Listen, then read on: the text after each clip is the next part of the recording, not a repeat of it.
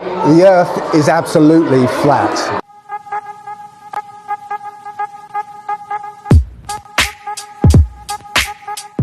My name is Dave. I'm known as Allegedly Dave. I'm 56 years old, and I know that the Earth is a flat, motionless plane.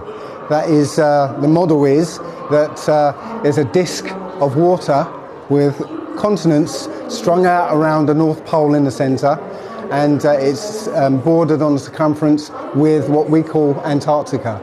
Yeah, it's literally the circumference of the Earth. It's again, if you imagine the North Pole in the centre, all the continents kind of strung out around the North Pole, and round the edge is what we call Antarctica. There's this thing called the Antarctica Treaty, which is a treaty by all the United Nations countries that have agreed that nobody is allowed to go there. You can go there on a package tour, and you'll go to the kind of outer islands, you know, see some penguins, go and see a barbershop pole that's supposed to be the South Pole, which they'll tell you isn't the actual South Pole, and that's it. If you want to go any further, or you want to go unaccompanied, you'll get turned back by the military. Well, I used to be a computer programmer, and I was so into science that I would listen to science lectures, you know, while I was working. So I did a lot of research on Einstein's theory of relativity. I was listening to Richard Feynman lectures. I was into science. You know, I was just a normal bloke, just doing what everyone else does. But then you start seeing things that are wrong. And rather than just ignoring them, you know, thinking, oh, I must be stupid, I thought I'd actually look into them and see what I can find out about them. And once you do that, that's the turning point. Once you actually look, stop and look, put aside your preconceptions, then you find stuff. There's the indoctrination right there. All these little kids looking at that, being told by their teacher they live here. This is the indoctrination. Yeah? At an age where they can't critically interpret information. This will form the basis of their reality. This is how easy it is. It really is. Even when NASA puts their stuff out that looks like this, you know, they forget that the clouds are supposed to move. In fact, you find in the clouds they show in their pictures, they use the clone tool to use the same picture of cloud and stamp it around the globe. There's even the word sex written into the clouds somewhere, which is a known psychological trick to get you to engage with something. Every time I fly, I always take the time to speak to the pilots. And half the pilots I've spoken to have seen the curvature. Half the pilots haven't seen the curvature. According to mainstream science, nobody can see the curvature from a passenger jet. I've looked at flight paths of things between South Africa and South America, or Australia, and it's more so going over Antarctica.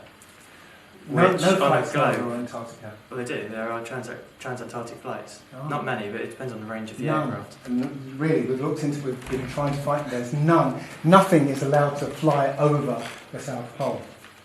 Okay, so that comes down to ETOPS ratings in terms of how far an aircraft can go from an airfield.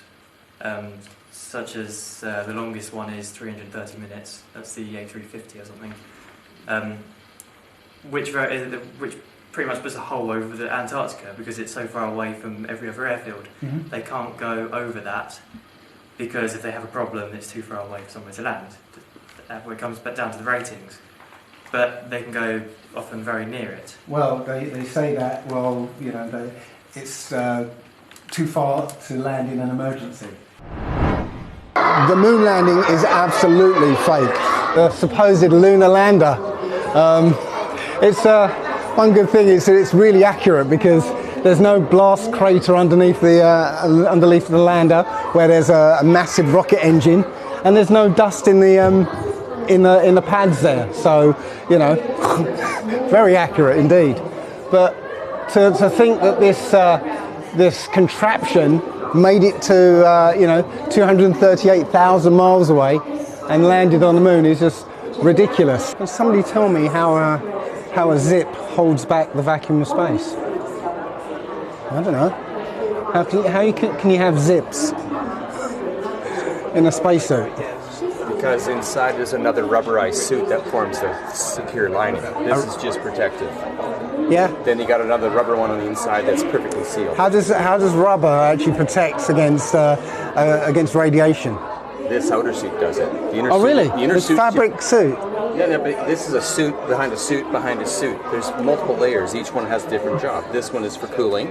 Do you know how much shielding you need for radiation outside the Earth's atmosphere? Oh, I don't know what it is, but It's like lead. You need lead shielding. No. Pretty much everything you see around you is not what it appears to be. It's just a story you were given, and if you believe it, well, you can live your whole life believing that story. But there's other things going on. But if you don't know about them, then you'll end up reacting to things that happen in this world. Think for yourselves, rather than accept all this stuff that you've been taught. Think for yourselves.